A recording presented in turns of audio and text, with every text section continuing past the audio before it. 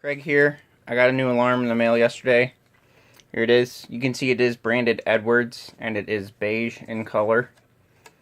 Here's the bottom. This little screw right here keeps the cover plate in place, and this unit kind of looks like a speaker. These two outside terminals here are what I would call dead terminals because they don't connect to anything. If they did, this device would have a strobe on the bottom, and it'd be one of those older Edwards. I think they're like 0.2 candela. The big strobes with the big goofy fire lettering. Anyway, the inside two terminals that are raised, those are used for this unit. So the label is on the cover plate, so I'm going to go ahead and unscrew this and go ahead and take a look at it. This is a chime. Yes, a chime. Model number 2455-B. 20 to 24 volts DC, 70 dBA maximum at 10 feet. It's a UL listed audible signaling appliance for the fire alarm service, and it is private mode only per NFPA 72, as all chimes are. And here's the box. This one was from Edwards GS. Fire alarm chime, private duty. And there's this inside of the unit, the speakers. It's a really nice device. They're quite low profile, almost reminiscent of like an older style like doorbell.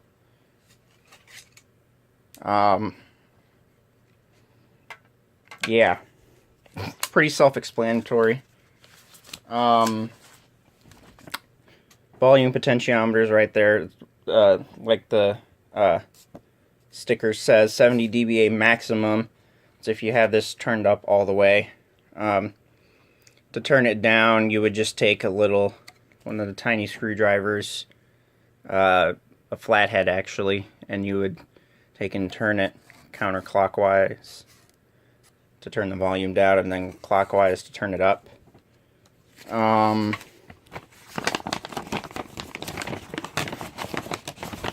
So I did some calculation. The frequency of this chime is within 8% of 886 hertz. I did the math. This chime could sound anywhere between 815 hertz and 957 hertz.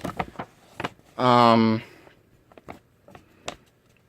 anechoic chamber.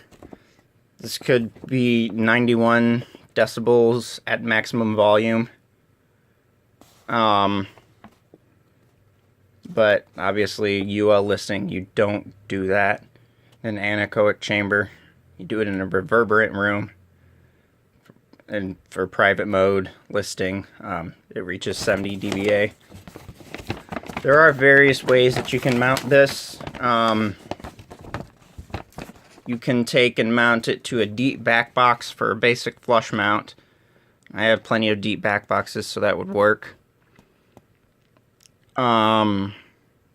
Optional flush mount would be taking a regular 4-inch back box and putting an extension ring on it.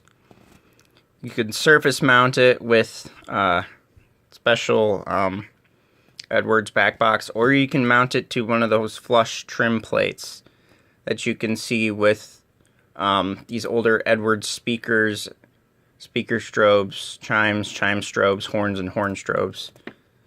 Mainly the 892 series. 892, 894, 895, 896, that stuff. Yeah.